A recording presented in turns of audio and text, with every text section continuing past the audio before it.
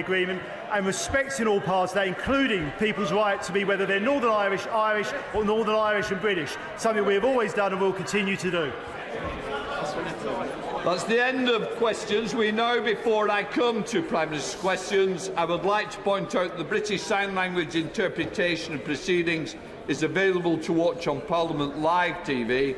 We now start with questions to Prime Minister. Sally Ann Hart. Mr. Speaker, as this will be the final PMQs of this session, I wanted to remind the House of what we have achieved. More than 20 Acts of Parliament have been passed, including our National Insurance Act that will increase the thresholds from July and be worth an average of £330 a year, the largest single personal tax cut for a decade. And our Economic Crime Act to respond to Putin's illegal war in Ukraine. And we hope by the end of the session to have passed our Borders Bill to take control of our immigration system, our Police Bill to make our streets safer, our Health Bill to reduce bureaucracy and help cut the COVID backlogs. Only today, new figures show that we have already recruited over 13,500 additional police since 2019, well ahead of our 12,000 target. Those police are already on your streets, making your community safer. We're focusing on delivering the people's priorities, and there is plenty more to come in the Queen's speech on the 10th of May. Mr. Speaker, this morning I had meetings with ministerial colleagues and others in addition to my duties in this House. I shall have further such meetings later today. Sally Ann Hart. Thank you, Mr. Speaker. As a proud maritime nation, the United Kingdom has long relied on its coastal communities to help deliver national prosperity. But today, too many of them face shared challenges and disproportionately high levels of deprivation. Does my right honourable friend therefore agree with me that to ensure beautiful constituencies like mine in Hastings and Rye can properly unleash their full potential, a specific and targeted government strategy focusing on communities, on coastal communities, is needed? And will he meet with me to discuss this? Yes, indeed, Mr. Speaker. And if she looks at the Levelling Up White Paper, she will find that it is indeed directed clearly at enhancing and improving the lives in our coastal communities, tilting resource and attention towards those fantastic coastal communities, and I will make sure that she gets a meeting with the relevant minister as soon as possible. Now comes the Leader of the Opposition, Keir Starmer. Thank you, Mr. Speaker. I know the Prime Minister will have whipped his backbenchers to scream and shout, and that's fine. That's fine. But I hope he's also sent a clear message that there's no place for sexism and misogyny or looking down on people because of where they come from in his party, in this House, or in modern Britain. Next year, Mr. Speaker, the UK is set for the slowest growth and the highest inflation in the G7. Why is he failing to manage the economy?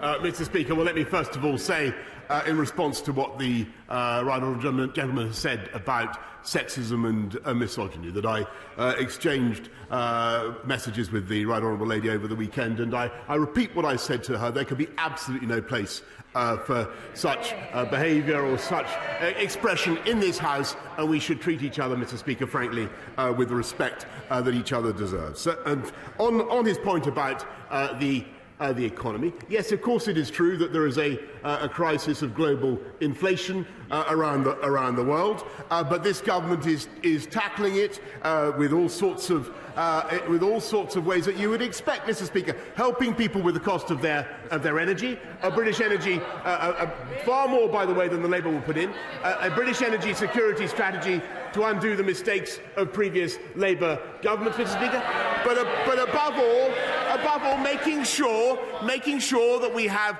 the fastest growth in the G7 last year, which would not have been possible if we listened to him.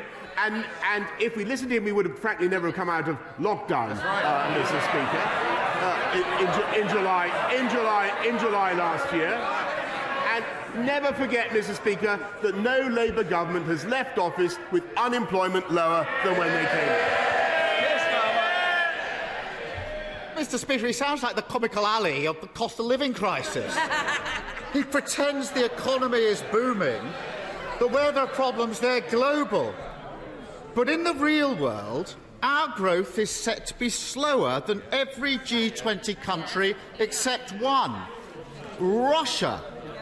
And our inflation is going to be double the rest of the G7. Does he think that denying the facts, staring him in the face, makes things better or worse for working people?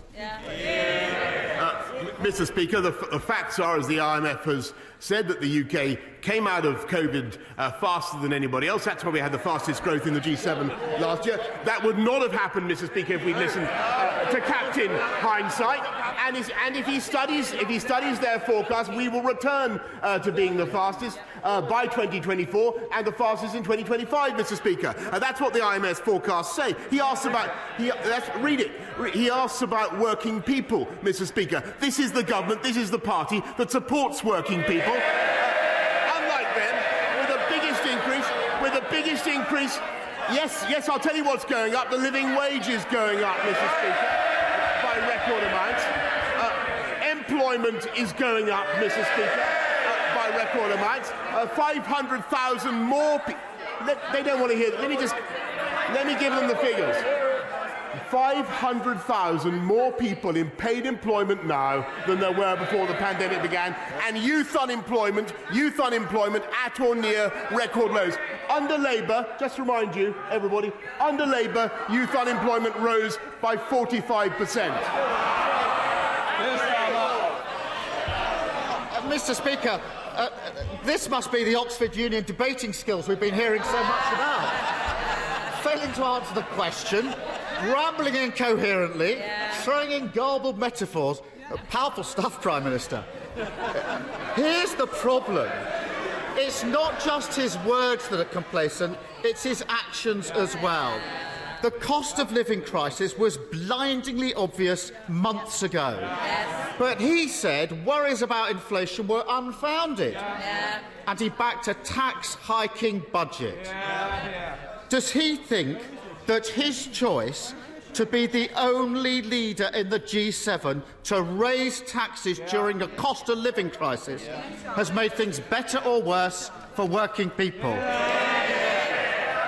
Mr. Speaker, as I've just explained to the House, and I'll repeat it once more, this government and our Chancellor cut taxes on working people. The national insurance contribution went down, Mr. Speaker, by an average of £330. But if he's talking about the health and care levy, maybe that's what he's droning on about. Look at the health and care levy, Mr. Speaker. That is what is enabling us to pay for 50,000 more nurses, to pay for clearing the COVID backlogs. How tragic, how pitiful that the party of Bevan should now be opposed to that investment in the NHS, Mr. Speaker. Mr. Speaker, he's an ostrich, perfectly happy keeping his head in the sand. Working people are worried about paying their bills.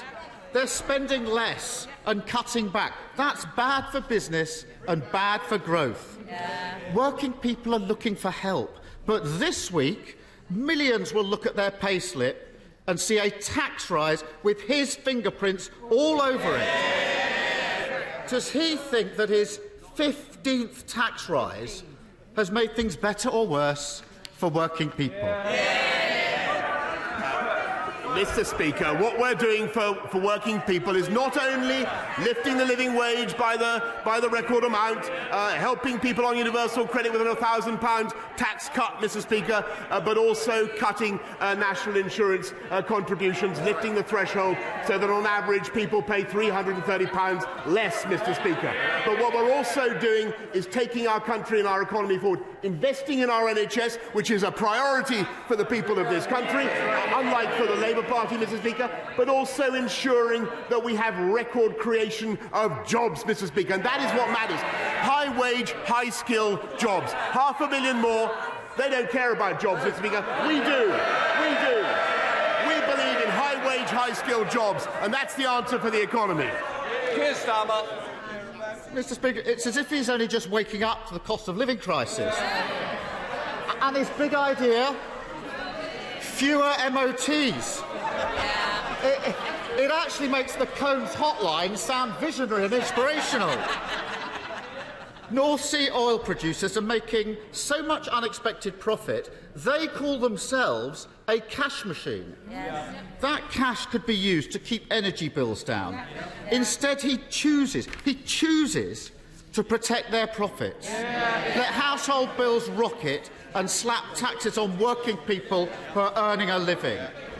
Does he think that that choice has made things better or worse for working people? What we're doing is making things better for working people than his plans would do by a mile, Mr. Speaker. We're raising more, we're putting more to support people with their energy costs than he would with his new tax on business. £9.1 billion that we're putting in, an immediate £150 cut in people's council tax. Their thing only raises £6.6 billion. And what it does is it clobbers the very businesses that we need to invest in energy to bring the prices down for people across this country. Clean, green energy, the wind farms, the hydrogen that this country needs. And what this government is also doing, Mr. Speaker, is reversing the tragic, historic mistake of the Labour Party in refusing to invest in nuclear. We're going to have a nuclear reactor every year and not a nuclear reactor every decade, which is what we got under Labour. So they're the party of excess oil and gas profits, and we're the party of working people. This Tory government's had its head in the sand throughout the cost of living crisis. First, they let prices get out of control. Then they denied it was happening. They failed to do anything about it, and then they made it worse with higher taxes. Because of his choices, we are set to have the slowest growth and the highest inflation in the G7. Mr. Speaker, a vote for Labour next week is a vote for a very different set of choices. We would ask oil and gas companies to pay their fair share and reduce energy costs. We wouldn't hammer working people with the worst possible tax at the worst possible time. We'd insulate homes to get bills down.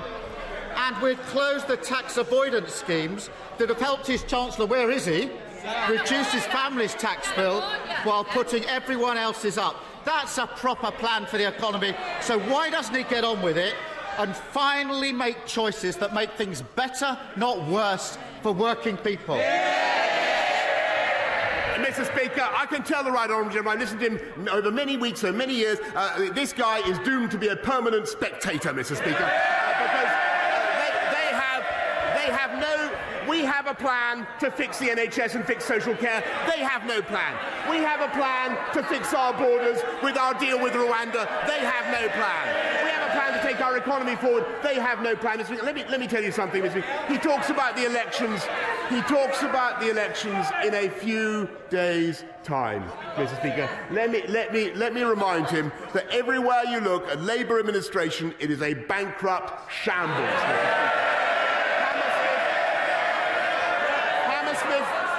Hammersmith Council spent Labour-run Hammersmith spent £27,000 on EU flags, Mr. Speaker, 2 years after the referendum. Labour-run Nottingham Council bankrupt because of their investment in some communist energy plan of the kind that he now favours. He should apologise for it. Labour-run Croydon bankrupt, Mr. Speaker, because of their dodgy property deals. And never forget, Labour-run Britain in 2010, bankrupt because of what the Labour government did. And they said they had no money left. Mr. Speaker, he looks at council tax. Look at the difference between, he boasts he lives in Islington or Camden or somewhere like that. He should contrast neighbouring Westminster, which has the lowest council tax in the country, and better services too. That's the difference between Labour and Conservative across the country, Mr. Speaker. Vote Conservative on the 5th of May.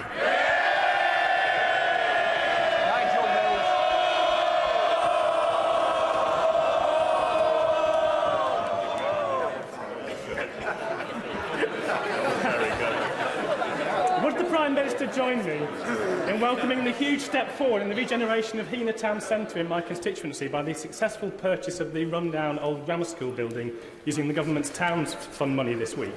And would he agree that's exactly the sort of local delivery people should be voting on in next week's local election?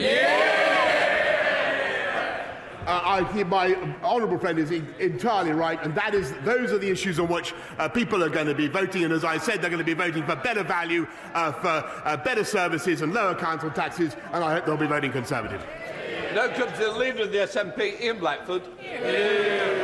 Thank you, Mr. Speaker. And can I associate myself with the remarks of the Leader of the Opposition and the absolutely disgusting misogyny and sexism that was witnessed by the Deputy Leader of the Labour Party. That should shame us all, what has happened over the last few days.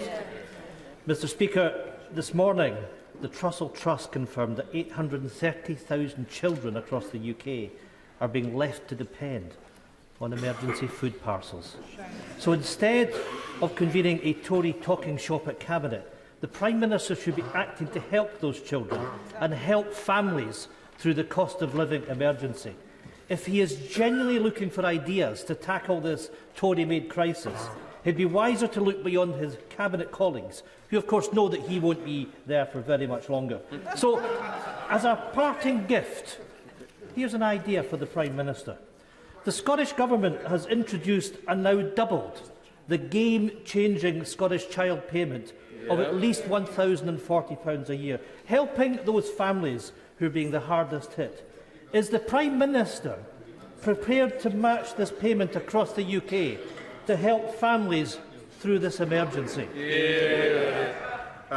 Mr. Speaker, what we're doing to help families, and of course it's important to do everything we can to help families in a tough time. And that's why we've massively increased the funds available to local councils to support families that are having a particular hardship. The Holidays and Activities Fund, now running at £200 million, is there as well. We will do everything we can to support families throughout this period when we're dealing with the aftershocks of the COVID pandemic, Mr. Speaker. But if I may say so, I think this is another example, and you may not appreciate me pointing this out, but it is true. There's another example of the vital strength of our economic union and the importance of support from the UK Treasury, which is what he gets. Ian Blackford.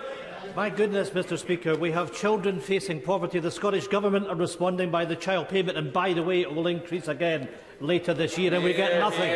We get nothing but empty words from the Prime Minister. It was plenty of desperate pre-election waffle that we heard earlier, but I'll take it as a no. There is no support for hard-pressed families. It is clearer by the day that the Prime Minister's supposed plan to fight the Tory-made cost of living crisis is not only non-fiscal, it's non-existent. So, Prime Minister, I'll try again. Here are 3 other ideas for the Prime Minister that would help families with soaring costs right now.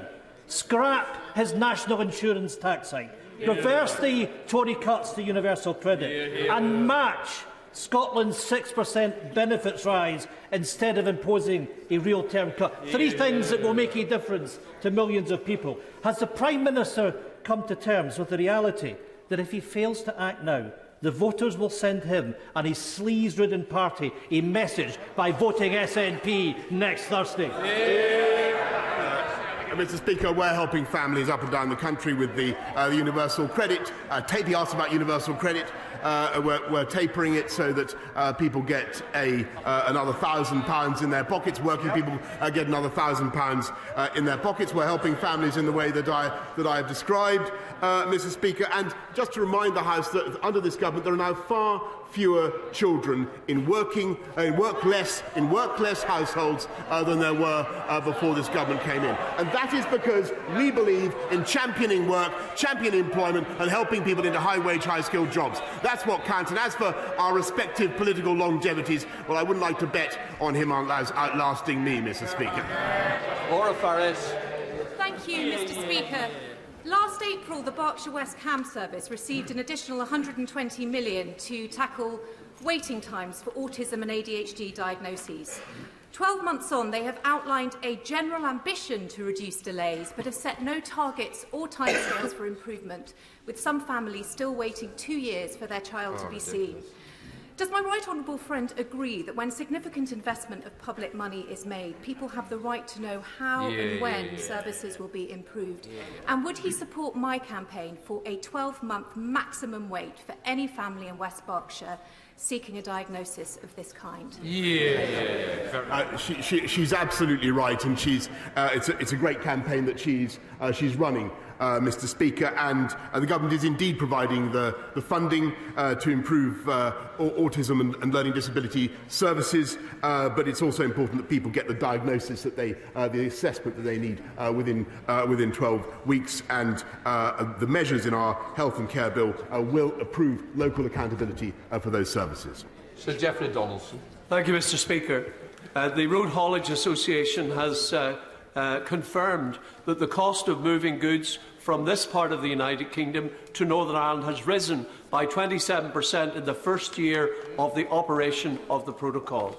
The Irish Sea border is harming our economy. It is undermining political stability in Northern Ireland. Next week, the people of Northern Ireland will go to the polls to elect an assembly. What hope can the Prime Minister give to the people of Northern Ireland that this protocol will be removed and that Northern Ireland's place within the UK internal market will be restored? I thank him very much, and I think that what the whole House will want to support is the balance and symmetry of the Good Friday Agreement. That's what really matters. That's a great legacy for all of us, and it's vital that the protocol or that the arrangements we have in Northern Ireland should command the support of all sides, and that's what this government will undertake to ensure. Ben Bradley. Thank you, Mr. Speaker. I'm grateful to the Prime Minister for the additional funding and support that Mansfield has received over recent years for education and skills, for tackling crime, and for our town centres. We'll be bidding into the Levelling Up Fund as well this spring. Mansfield residents now want to see the tangible outcomes of those capital funds for the town centre. So could my right honourable friend look seriously at how we might help accelerate the process, often lengthy process, of getting from successful funding announcement to spades in the ground so that my residents can benefit from those investments? My honourable friend is a fantastic champion for Mansfield and indeed a wider area. I'm delighted that Mansfield was awarded £12 million as part of the Towns Fund. I can't endorse any specific project, but the next round is coming up shortly and will be announced in the autumn. Caroline Lucas. Thank you very much, Mr. Speaker.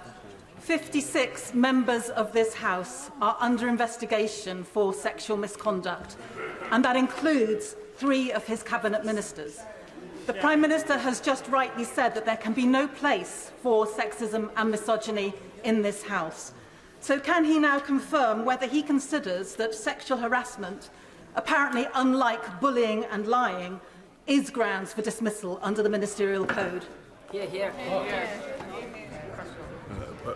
Thank you, Mr. Speaker. And of course, sexual harassment is intolerable, and it's quite right that members should now have a procedure by which they can bring that to the attention of the House authorities. And I think that's a good thing. And of course, it's grounds for dismissal.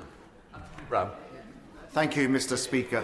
Financial scams have grown dramatically in recent years and are now the most common form of crime, harming millions of families every year. Most of them are enabled by online platforms such as Facebook and Google that make vast profits from advertising fraudsters. Does my right honourable friend, the Prime Minister, agree with me that those companies that profit from promoting fraud should help pay the cost of fraud, and that online platforms should compensate victims that they help create? And will he work with me to achieve that end? Look, I have to say, Mr. Speaker, to my honourable friend who I've known for many years, I think this is typical of his creativity. We are going to look at exactly how we could make that kind of measure work. I think it's important that we proceed with care and get it right, and I'm going to make sure that he has a meeting with the relevant minister in DCMS as fast as possible. Vicky Foxcroft. Thank you, Mr. Speaker. Hundreds and thousands of people are still shielded. They're living in fear of COVID as they know the vaccine hasn't mounted an antibody response for them, and they remain at increased risk of serious illness or death. There is hope, though, Evershed, which gives immunocompromised people 83% protection for 6 months. Sadly, The government hasn't ordered any of this, despite the MHRA giving approval on the 17th of March. Now, I appreciate the Prime Minister might not have all of the details to hand, so will he meet with me to talk about this life-saving and life-changing drug?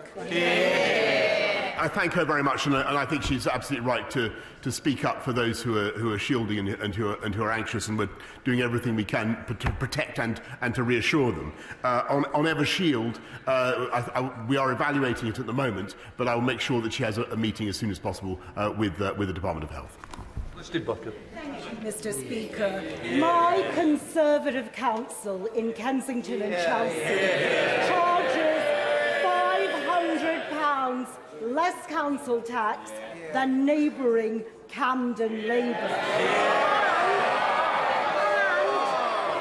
And it has 4 times as many bin collections. You haven't misheard. £500 less, 4 times as many. Does my right honourable friend agree with me that everyone who wants low council tax and good services needs to vote Conservative? Mr. Speaker, do I agree with my honourable friend? There is not a syllable with which any sensible person in this country could possibly dissent. Thank you, Mr. Speaker. Last week, the Daily Telegraph, not normally a paper that I read, but I did read this headline that said Northern Ireland could be forced to follow EU rules on COVID tests.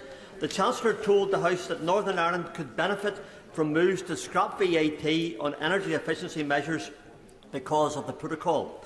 So now the protocol's restrictions threaten a shortage of COVID tests in Northern Ireland. So can I ask the Prime Minister, the financial cost of the protocol can be measured, but the true cost in relation to VAT, to medicines, to COVID tests and damaged relationships is much greater. When is the Government and my Prime Minister going to restore our place in the United Kingdom? I thank him very much, and there is clearly an economic cost to the protocol. And that is also now turning into a political problem and an imbalance in sentiment about it. We need to rectify that balance for the sake of the Good Friday Agreement on which this country depends.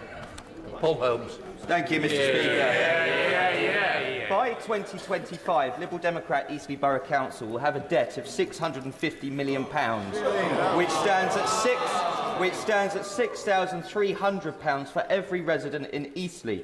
Does the Prime Minister think that it is acceptable for this council to become a speculative property developer? And what advice would he give to my constituents next week to put a stop to this casino council and its profligate ways? My honourable friend is completely right about Eastleigh Borough Council, the debts they have run up, and I can't even see the leader of the Liberal Democrats in his place. Not even delivering value for money for his own constituents, Mr. Speaker. Mr. Speaker, the cost of household food bills is set to rise by £271 this year as prices soar. The supermarkets are lowering their prices to help customers struggling to buy food. And the Resolution Foundation have reported that 1.3 million low-income Britons will be pushed into absolute poverty by the cost of living crisis. But this government is doing nothing to protect people who are struggling. If the supermarkets are stepping in to protect people's pockets, what will the Prime Minister do? What we've done just in the last few months is put £22 billion in to help people with, excuse me, Mr. Speaker, with the cost of living. But I want to pay tribute and to those businesses which are now trying to protect consumers from the impact of the global inflation crisis. And the fact is that many businesses now do have the cash reserves, not to take prices, as they put it, but to shield consumers from the impact, and I hope that they do so. Stride. Mr. Speaker, I've recently been contacted by my Ukrainian counterpart, the chair of the Ukrainian Treasury Committee, with some ideas as to how we can further tighten the screw on the Russian economy, particularly through the international tax regime. And I was, of course, able to affirm the full support of the Ukrainian people from right across this House. And also, the gentleman concerned, of course, knows the work that my right honourable friend has done to promote sanctions internationally. But would he consider meeting with me to consider these new proposals that are being brought forward so that we make sure no stone is unturned in facing up to Putin's vile regime? I thank my right honourable friend for what he has been doing and what his Select Committee has been doing in this area about tightening the screw on Putin's regime. And I think that UK companies have already shown that they think very carefully about investments doing business with Putin's Russia. We put a ban, as he knows, on all new outward investment in Russia, Mr. Speaker, but I'm very happy to make sure that further ideas from my right honourable friend should be transmitted to the government and to have the meeting as soon as possible. Jeff Smith. Thank you, Mr. Speaker. Last night we learned that the Home Secretary put the member for Wakefield on an expert panel offering advice on sexual exploitation. At the time, he was under a police investigation following allegations he assaulted a minor, for which he's since been found guilty. He sat on this panel long after the Conservative Party had received a complaint from his victim. Isn't the Prime Minister ashamed that his party didn't take the victim seriously and put someone who abused a minor in such an important position? And does he wish to take the opportunity to apologise to them? Mr. Speaker, I believe that the Home Office has already made a statement about it, and if there's any further comment to make, they will be making a statement. Maribel. Thank you, Mr. Speaker. Mr. Speaker, Newcastle Underline Borough Council has secured millions of pounds of government investment for our High Street. But we do have a problem with persistent antisocial behaviour on the High Street. And so therefore, would my right honourable friend, the Prime Minister, welcome the recent appointments of a new Chief Constable for Staffordshire, a new Borough Commander for Newcastle, and the fact that Newcastle will get its own dedicated response unit? And will he also set out what further measures the government is taking to combat crime and antisocial behaviour? I thank my honourable friend, who is an avid champion of his constituents, and wait and see. And Mr. Speaker, I can tell him. I think maybe he missed what I said earlier on. But we're now running at 13,576 more police on the streets of this country as a result of the actions taken by this government, and tougher sentences as well, Mr. Speaker, opposed by the party opposite. Cracking down on drugs gangs, Mr. Speaker, when that party is soft on drugs. I think the Leader of the Opposition said he would decriminalise. He didn't want people with Class A drugs to face prison sentences, Mr. Speaker. I think I heard him say that.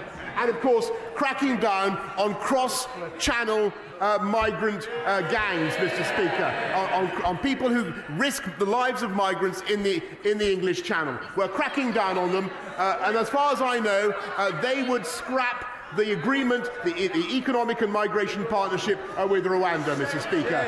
We have a plan, they don't. Thank you very much, Mr. Speaker. 4.5 million people pay for their gas and electricity using a prepayment meter. They already pay more for their energy than direct debit customers, and the number of people who are disconnecting themselves because they've run out of money for the meter is increasing. What is the Prime Minister going to do to ensure that all of our constituents have a right to light and to warmth?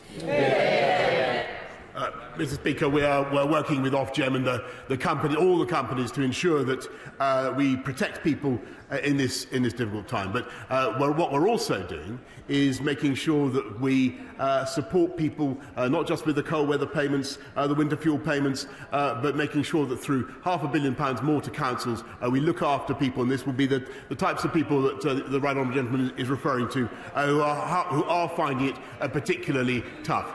We will do everything we can to shield the people of this country as we get through the aftershocks of COVID and deal with a global inflation problem. Ben Everett. Mr. Speaker, within the last hour or so, it's been reported that some 287 members of this House have been sanctioned by the Russian state.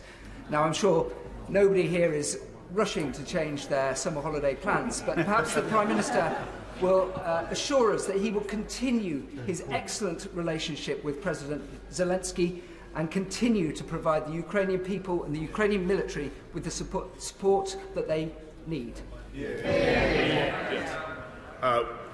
Well, Mr. Speaker, it's no, I think, no disrespect to those who haven't been sanctioned when I say that all those 287 should regard it as a badge of honour. What we will do, Mr. Speaker, is keep up our robust and principled support for the Ukrainian people and their right to protect their lives, their families, and to defend themselves. That's what this country is doing, and that has the overwhelming support, I think, of the whole House. Final question, Daisy Cooper. Mr. Speaker, today a court has found that the government acted unlawfully when its policies led to the discharge of untested patients from hospitals to care homes at the start of the pandemic. The court also found no evidence that the former Health Secretary addressed the issue of the risk to care home residents of such transmission, despite the government insisting at the time that a protective ring had been thrown around care homes. The government has once again been found to have broken the law. Will the Prime Minister apologise to the families of the thousands and thousands of people who died in care homes in the first half of 2020? And will he also apologise to care workers for the shameful comment that he made in July 2020 when he said that too many care homes didn't follow procedures in the way that they could have? Mr. Speaker, of course I want to renew my my apologies and sympathies for all those who lost loved ones during the pandemic, people who lost loved ones in care homes. And I want to remind the House of what an incredibly difficult time that was and how difficult that decision was. And we didn't know very much about the disease. And the point I was trying to make, to which she refers, is the thing that we didn't know in particular, Mr. Speaker, was that COVID could be transmitted asymptomatically in the way that it was. And that was something that I wish we had known more about at the time. As for the ruling that she mentions, we will study it and we will, of course, respond further in due course.